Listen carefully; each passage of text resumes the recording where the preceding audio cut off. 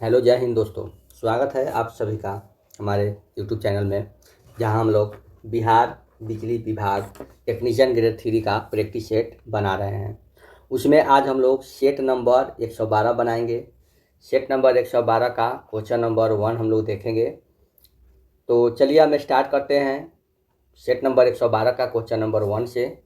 तो question number 1 कह रहा है कि स्लॉट के बाहर से गुजरने वाली लंबी विद्युत रोधी तार आर्मेचर वाइंडिंग में उपयोग होने वाले किस शब्द की परिभाषा है। तो ये किस शब्द की परिभाषा है मेरे प्यारे साथियों? तो ये जो है आपका चालक शब्द की परिभाषा है। नेक्स्ट क्वेश्चन में कह रहा है कि नेक्स्ट क्वेश्चन यहाँ पे हम लोग देखेंगे कि एक सोलेनाइड दो कुंडलियों का प्रयोग करता है। एक सोलेनाइड दो कुंडलियों का प्रयोग करता है। इनकी वाइंडिंग कहलाती है। इनकी वाइंडिंग क्या कहलाती है? तो इनकी winding push in pull out कहलाती है। पुश इन पुल आउट कहलाती है। प्रत्यावर्तित में इनमें से नहीं है। कौन प्रत्यावर्तित नहीं है? प्रत्यावर्तित नहीं है कौन है? तो ये हो जाएगा ऑप्शन नंबर बी, द्विक परिवर्तक। कौन नहीं है? द्विक परिवर्तक। यदि 12 पोल वाला अल्टरनेटर को 120 हर्ट्ज आउटपुट उत्पन्न करना है तो इनमें कितना गति घूमना चाहिए? तो ये आपको NS बराबर आपका फॉर्मूला था कि 120 F/P। ठीक है, तो यहाँ पे 120 गुने F दिया हुआ है 50 और पोल की संख्या दिया हुआ है 12। इसको हम लोग कटा देंगे 10 बार में, यानी कि इसका आंसर हो जाएगा आपका 500 RPM। क्या हो जाएगा? 500 RPM। तो NS बराबर 120 F/P, इसको याद रखना है। आगे देखेंगे कि विद्युतीय यंत्रों में यह सुनिश्चित करने के लिए प्रयुक्त आवरण को क्या कहा जाता है कि लोग गलती से इसके विद्युतमय भागों के संपर्क में न आए। तो क्या कहा जाता है कि ये गलती से भी इसके भाग में ना आए, तो इसे कहा जाता है गार्डिंग। क्या कहा जाता है? गार्डिंग कहा जाता है। सुरक्षा चिन्ह में नीला रंग का प्रतीक क्या है? सुरक्षा चिन्ह में नीला रंग किसका प्रतीक है? नीला रंग अगर रहेगा तो हम क्या समझेंगे कि यहाँ अनिवार्य संकेत है। यहाँ अनिवार्य संकेत है। नेक्स्ट है प्रदीप्ति घनत्व। प्रदीप्ति घनत्व की इकाई क्या होती है? प्रदीप्ति घनत्व की इकाई जो होती है मेरे प्यारे साथियों, ये होती है आपका लक्स। क्या होती है? लक्स होती है। नेक्स्ट है एक प्रकाश का समान वितरण किस पर निर्भर करता है? एक प्रकाश का समान वितरण किस पर निर्भर करता है? तो ये निर्भर करता है ऑप्शन नंबर ए, स्थान की ऊंचाई का अनुपात पर। स्थान की ऊंचाई का अनुपात पर। नेक्स्ट क्वेश्चन कह रहा है यहाँ पे देखिएगा कि निम्नलिखित में से कौन सा आरेख वायरिंग स्थापना कार्य के लिए उपयोग किए जाने वाले घटकों के वास्तविक भौतिक स्थिति का अनुमान देता है? तो इसका आंसर हो जाएगा आपका option number C, wiring diagram. Wiring diagram हो जाएगा। क्वेश्चन नंबर 10 हम लोग देखेंगे कि पारंपरिक विद्युत उत्पादन की तुलना में निम्न में से कौन सा विकल्प गैर पारंपरिक विद्युत उत्पादन के संबंध में सही नहीं है? तो कौन है? तो ये प्रचालन में अत्यधिक विश्वसनीय है। प्रचालन में अत्यधिक विश्वसनीय है।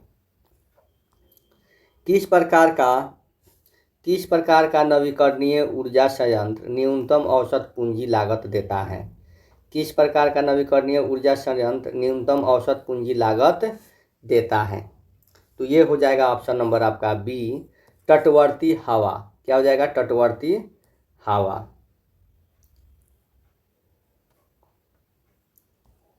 अब आगे देखेंगे 12 क्वेश्चन में हम लोग देखेंगे, यहाँ पे तटवर्ती हवा हो गया, तो यहाँ पे 12 नंबर में भी हम लोग देख लेंगे कि क्या कह रहा है। तो 12 नंबर में कह रहा है कि निम्न में से किस प्रकार की ऊर्जा का उपयोग उन टरबाइनों हेतु भाप के उत्पादन के लिए किया जाता है जो कि अल्टरनेटरों को चलाती है?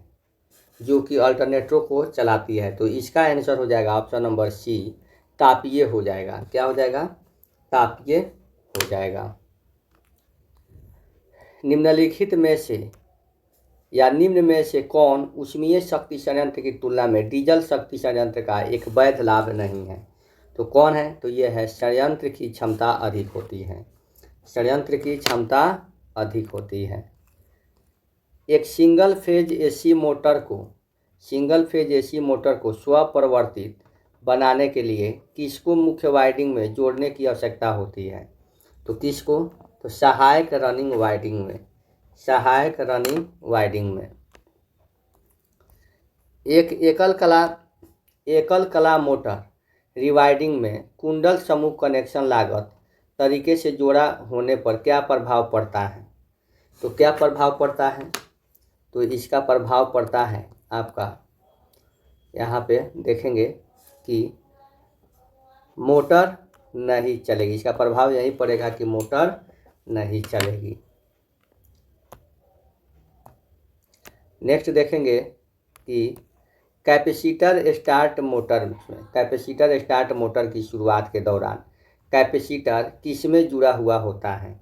तो ये कैपेसिटर जो है ऑप्शन नंबर ए शुरुआती घुमाव के साथ सीरीज और चालू घुमाव के साथ समानांतर में जुड़ा हुआ होता है।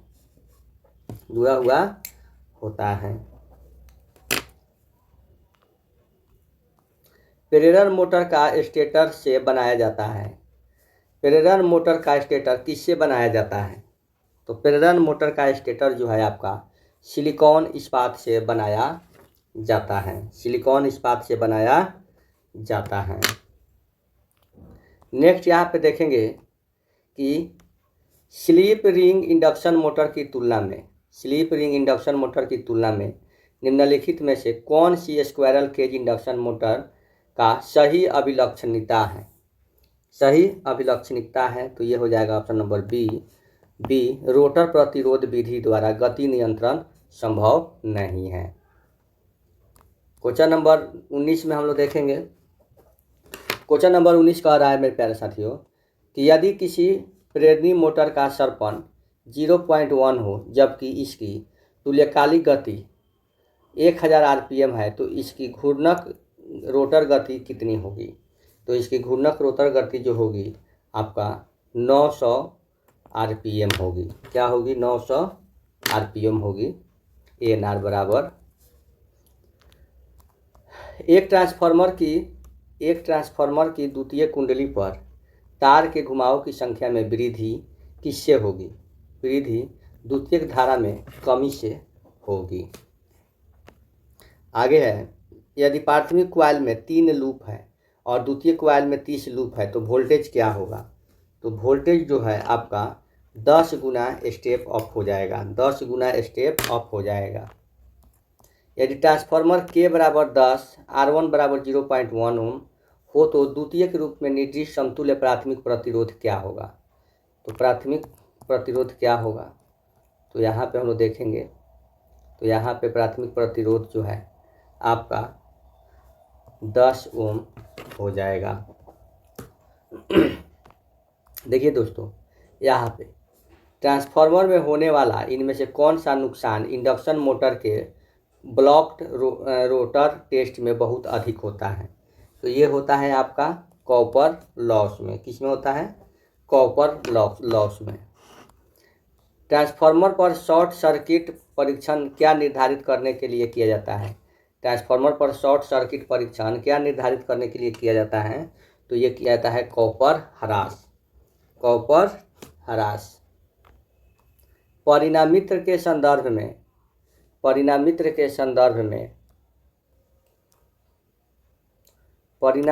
संदर्भ में निम्नलिखित में से कौन सा विकल्प गलत है? तो ये है यहाँ पे उच्च वोल्टता कुंडली कोर के निकट लगी होती है। आवासीय क्षेत्रों के लिए वितरक होते हैं। आवासीय क्षेत्रों के लिए वितरक क्या होते हैं? तो ये होते हैं आपका 3 फेज 4 वायर और एकल फेज, ये दोनों, यानी कि ऑप्शन नंबर डी, ए और सी। निम्नलिखित में से किन पावर ट्रांसमिशन लाइन में प्रतिक्रियाशील विद्युत शक्ति की आवश्यकता नहीं होती है। तो ये होती है आपका HVDC ट्रांसमिशन में, HVDC ट्रांसमिशन में। नेक्स्ट कह रहा है कि नेक्स्ट में कि यहाँ पे देखेंगे कि कम वोल्टेज पर बिजली उत्पादन और उच्च वोल्टेज पर बिजली संचरण का मुख्य कारण क्या है। तो इसका मुख्य कारण है ऑप्शन नंबर डी, जनरेटर के इंस्टॉलेशन लागत वोल्टेज के साथ बढ़ जाती है। नेक्स्ट है कि निम्न में से किन प्रेषण लाइनों में कैपेसिटेंस का प्रभाव नगण्य होता है। तो ये होता है ऑप्शन नंबर बी, छोटी प्रेषण लाइनें में, छोटी प्रेषण लाइन में। लोगों की सुरक्षा के लिए गाय वायर के नीचे ले भाग को पोल से विद्युत रोधित करने के लिए निम्न में से किस प्रकार का विद्युत रोधक प्रयोग किया जाता है। तो किस प्रकार का विद्युत रोधक प्रयोग होता है प्यारे साथियों। तो ये होता है एग या स्टे इंसुलेटर, एग या स्टे इंसुलेटर। निम्नलिखित में से कौन विनिर्देशों को भूमिगत केबलों पर लेबल करना अनिवार्य नहीं है। तो ये है ऑप्शन नंबर बी, इंसुलेटर का प्रकार। केबल के पैरावैद्युत डाई इलेक्ट्रिक में प्रतिबल की समकारी प्रक्रिया को क्या कहा जाता है। तो उसे जो है केबल की ग्रेडिंग कहा जाता है। फेज सीक्वेंस इंडिकेटर का उपयोग किस में किया जाता है। तो ये किया जाता है तीन कला सप्लाई में। यदि एक ही आवृत्ति के दो वैकल्पिक परिणामों में अलग अलग परिवर्तन बिंदु होते हैं तो उन्हें कहा जाता है कि वे एक ही धारा मार्ग अंतराल में है। एक्स और वाई के मध्य प्रतिरोध ज्ञात कीजिए। एक्स और वाई के मध्य प्रतिरोध ज्ञात करना है। तो एक्स और वाई के मध्य प्रतिरोध क्या होगा। तो ये होगा 5.866 हो जाएगा। श्रेणी क्रम में जुड़े प्रतिरोध को एक स्थिर वोल्टेज स्रोत के टर्मिनलों के बीच जुड़े हुए हैं। उनमें से एक प्रतिरोध लघुपथित हो जाता है तो शेष प्रतिरोध से प्रभावित होने वाली धारा पर क्या प्रभाव होता है। तो ये होता है प्रभाव यही कि वह बढ़ जाता है। क्या होता है, बढ़ जाता है। विभंग यानी कि फॉल्ट की स्थिति में एक विद्युत उपकरण के भू संक्रमण द्वारा उपकरण को क्या लाना चाहिए। तो यहाँ पे जो है आपको शून्य विभव लाना चाहिए। यहाँ पे 38 देखेंगे, डीसी शंट जनरेटर को कहा जाता है नियत वोल्टेज जनरेटर। इनमें से कौन से जनरेटर का इस्तेमाल आर्क वाइंडिंग में किया जाता है। तो ये है option number D, differential compound generator. DC generator में निम्नलिखित में से कौन सा आर्मेचर प्रतिक्रिया का प्रभाव नहीं है। तो यह है ध्रुवों की संख्या। जब मोटर का आर्मेचर चुंबकीय क्षेत्र में घूर्णन करता है तो यह बल की चुंबकीय रेखाओं को काटता है और फिर विद्युत वाहक बल प्रेरित होता है। डीसी मोटर का सॉफ्ट टॉर्क उसके आर्मेचर टॉर्क से कम होता है क्योंकि रोटेशनल नुकसान होता है। नेक्स्ट देखेंगे प्यारे साथियों, डीसी श्रेणी मोटर में VEB और IA के मध्य संबंध क्या है। तो ये संबंध है ऑप्शन नंबर डी। किसी लैप होल्डर को जमीन के स्तर से कम किसकी ऊंचाई पर लगाना चाहिए। तो ये जो है 2 मीटर की ऊंचाई पर लगाना चाहिए। 45 कह रहा है कि इमारत की पावर पूरी तरह कहाँ से नियंत्रित की जाती है। तो पूरी तरह ये प्रमुख स्विच से नियंत्रित की जाती है। विद्युत परिपथ के टर्मिनलों को निर्धारित करने का सूत्र क्या है। तो इसको निर्धारित करने का सूत्र है टर्मिनल वोल्टेज बराबर EMF minus voltage drop. Stay up transformer का प्रयोग कहाँ होता है। तो स्टे अप ट्रांसफार्मर का प्रयोग जो होता है टेलीविज़न में होता है। बताएं कि सिंक्रोनस मोटर और इंडक्शन मोटर के बारे में दिए गए तथ्य गलत है या सही। एक तुल्यकालिक मोटर को बिजली के कारकों की एक विस्तृत श्रृंखला पर संचालित किया जाता है। एक प्रेरण मोटर हमेशा एक प्रमुख शक्ति कारक के साथ चलती है। तो ये हो जाएगा आपका ए सही है और बी गलत है। ए सही है और बी गलत है, ये हो जाएगा सही। कह रहा है कि किसके उपयोग करके थारिस्टर को क्षणिक वोल्टता से सुरक्षित किया जा सकता है। तो किससे करके, तो ये इंडक्टर्स यानी कि परित्र को श्रेणी में संयोजित करके। डीसी ड्राइव में एससीआर का उपयोग करने का उद्देश्य क्या परिवर्तित करना है। तो क्या परिवर्तित करना है, तो ये निश्चित एसी सप्लाई को परिवर्तनीय डीसी सप्लाई में करना है। बाल की खाल निकालना मुहावरे का सही अर्थ क्या है। बाल की खाल निकाला अनावश्यक बारीकी से विचार करना। निम्नलिखित में से अक्षी का उचित सद्भाव क्या है। तो अक्षी का आँख हो जाएगा, अक्षी का आँख हो जाएगा। तुलसीकृत में कौन सा समास है। तो तुलसीकृत में कौन सा समास है। तो तुलसीकृत में जो है समास आपका तत्पुरुष समास है। अर्थ शब्द में किन वर्णों की संधि हुई है। अर्थ शब्द में किन वर्णों की संधि हुई है। तो अर्थ शब्द में जो है आपका ऑप्शन नंबर ए ई और अ शब्द की वर्णों की हुई है। महादेव का संधि विच्छेद क्या है। महादेव का सही संधि विच्छेद है आपका महाजोर उदय, महाजोर उदय। दिए गए विकल्पों में से आच्छादित शब्द का विलोम बताइए। आच्छादित का अनाच्छादित, आच्छादित का अनाच्छादित हो जाएगा। माता पिता लोहे के चने चबाकर, माता पिता लोहे के चने चबाकर बच्चों को पढ़ाते हैं। रेखांकित मुहावरे का अर्थ स्पष्ट कीजिए। तो ये हो जाएगा आपका बहुत कठिनाई झेल करके। कौन सा शब्द तत्सम है, कौन सा शब्द तत्सम है।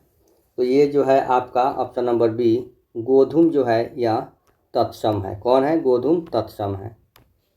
निम्नलिखित में से किस विकल्प में अपादान कारक की विभक्ति का प्रयोग होता है। तो विभक्ति का प्रयोग होता है बलराम पेड़ से गिरा। प्रेमचंद की पूछ की रात कहानी कैसी कहानी है। तो प्रेमचंद की पूछ की रात कहानी जो है भारतीय किसान के टूटने की कहानी है।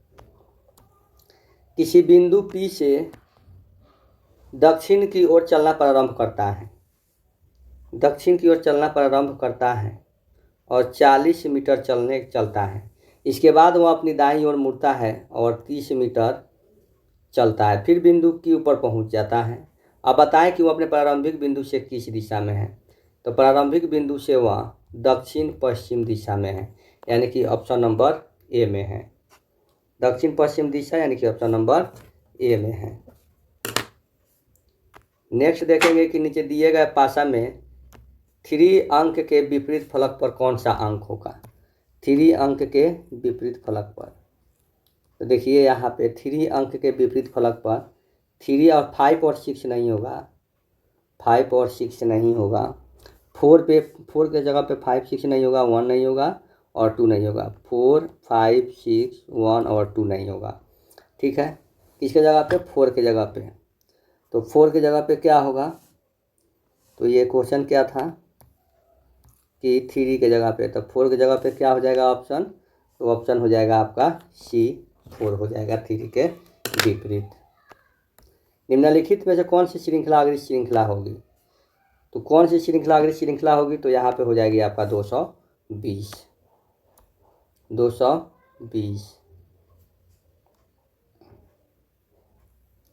यहाँ पे कह रहा है कि यहाँ पे हम लोग देखेंगे सेट नंबर 64 कह रहा है कि कोई के एल नहीं है, कोई के जो है एल नहीं है।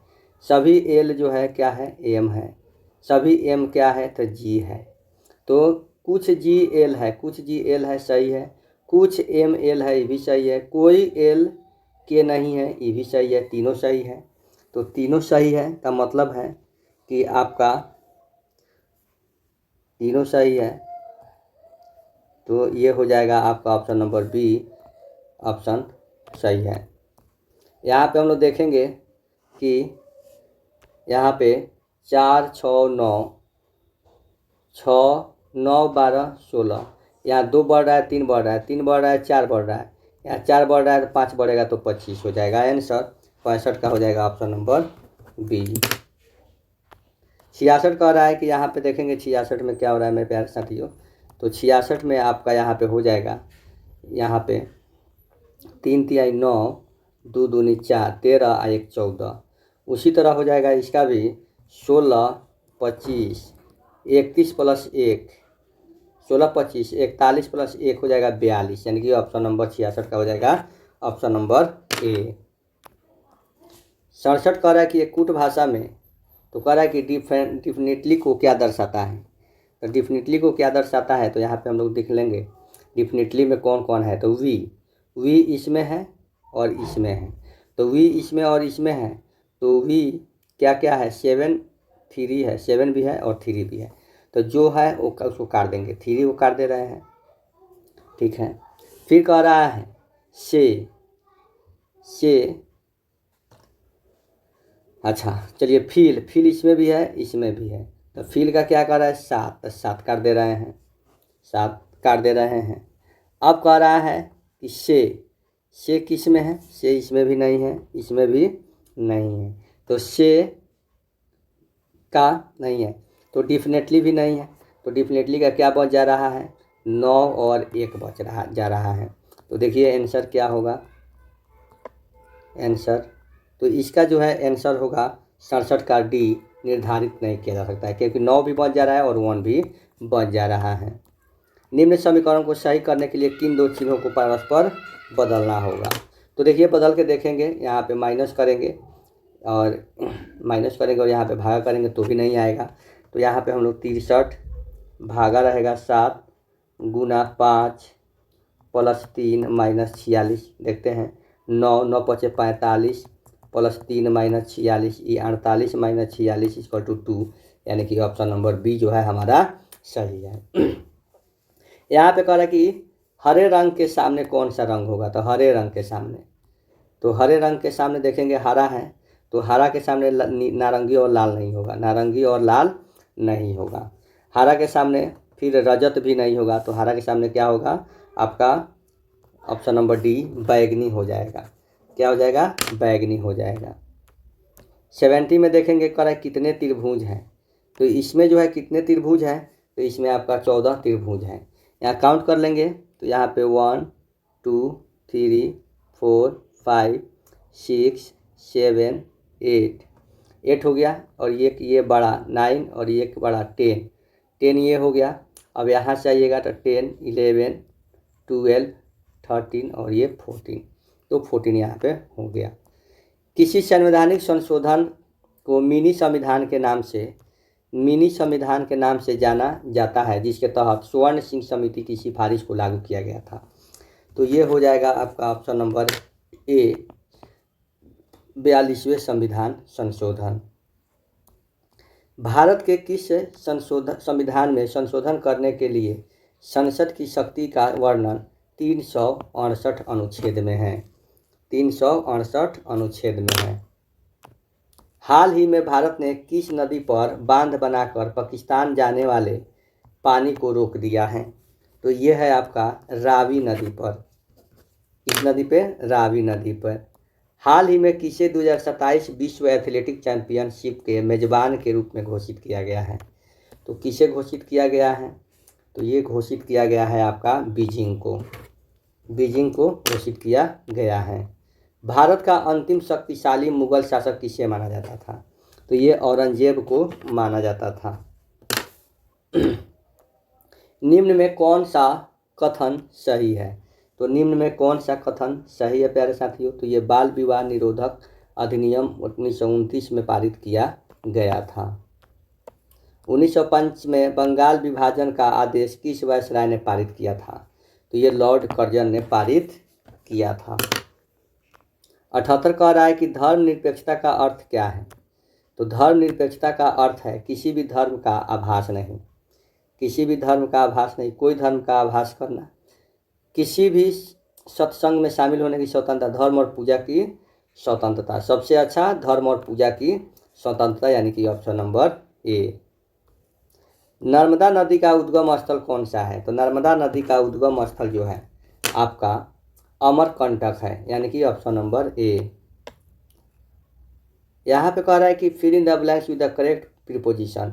The clauses will begin at 8 AM, at 8 AM। Direction में देखेंगे यहाँ पे कि यहाँ पे कह रहा है कि इरर छांटना है। तो Rohini proved to be the best dancer than Rani. तो इसमें क्या इरर होगा, तो देखिए हम लोग यहाँ देखते हैं। तो यहाँ इरर हो जाएगा लाइन नंबर 82 का सी हो जाएगा, लाइन नंबर सी हो जाएगा। सी में देखेंगे क्या इरर है। तो सी में जो है 3 में जो है आपका बेस्ट डांसर। आगे है give synonyms of the following words का हो जाएगा। कंस्ट्रक्ट का होता है option number B build. Construct का होता है बनाना, तो इसका बिल्ड का भी बनाना। यहाँ पे कह रहा है कि select the one who can read and right. जो पढ़ता है और लिखता है क्या लिटरेट कहलाता है। Select the most appropriate one word substitution for the given word. Make impure by adding inferior substance, ये हो जाएगा एड्यूल्ट्रेट हो जाएगा। क्या हो जाएगा मेरे प्यारे साथियों, एड्यूल्ट्रेट हो जाएगा। नेक्स्ट है कंप्यूटर सेक्शन में हम लोग पहुंच गए हैं। तो देखिए CPU को कहा जाता है। तो CPU को क्या कहा जाता है, तो CPU को माइक्रो प्रोसेसर भी कहा जाता है। MS वर्ड 2019 निम्नलिखित में से कौन सा डिफ़ॉल्ट टैब है। तो कौन सा डिफ़ॉल्ट टैब है, तो ये होम है। MS पावर पॉइंट 2010 में निम्नलिखित में से किस स्लाइड लेआउट में कोई तत्व नहीं है और इसे आपकी आवश्यकता के अनुसार डिजाइन किया जा सकता है। तो ये है आपका ऑप्शन नंबर ए खाली स्लाइड। डैश की एक छवि है जो स्क्रीन पर तब दिखाई देती है जब कंप्यूटर कुछ समय के लिए निष्क्रिय रहता है। तो ये है आपका स्क्रीन सेवर। 90 का रोबोटिक्स के संबंध में पूमा क्या है। रोबोटिक्स के संबंध में पूमा जो है क्या है, तो पूमा जो है आपका Puma programmable universal machine for assembly है। निम्नलिखित में से कौन सी ऑपरेटिंग सिस्टम नहीं है। कौन ऑपरेटिंग सिस्टम नहीं है, तो माइक्रोसॉफ्ट ऑफिस जो है ये ऑपरेटिंग सिस्टम नहीं है। QR कोड के संबंध में निम्नलिखित में से कौन सा कथन गलत है। तो QR कोड के संबंध में जो है option number B QR code का मतलब क्विक रिजल्ट कोड है, गलत है। यहाँ देखेंगे कह रहा है कि भारत सरकार द्वारा शुरू किए गए और भारतीय राष्ट्रीय भुगतान निगम द्वारा विकसित किए गए प्लेटफॉर्म की पहचान करें जो स्मार्टफोन या डेटा इंटरनेट कनेक्शन के बिना मोबाइल ऐप से बैंकिंग सेवा तक पहुंच की सुविधा प्रदान करता है। तो यह है USSD। चिन्ह द्वारा अल्फा चिन्ह द्वारा किए गए कौन से दो भाग ईमेल पते में मिलकर बने होते हैं। तो यह है उपयोगकर्ता के नाम और डोमेन नाम। MS वर्ड में आप केस को लोअर केस को अपर केस में बदलने के लिए निम्नलिखित में से किस चेंज केस विकल्प का उपयोग किया जाता है। तो ये कहता है टॉगल केज में। निम्नलिखित में से कौन सा भुगतान प्रणाली केवल वर्किंग घटा द्वारा संचालित होती है। तो ये होती है RTGS के द्वारा। ईमेल के संदर्भ में CC और BCC का क्या मतलब है। CC का मतलब है कार्बन कॉपी, BCC का मतलब है ब्लाइंड कार्बन कॉपी।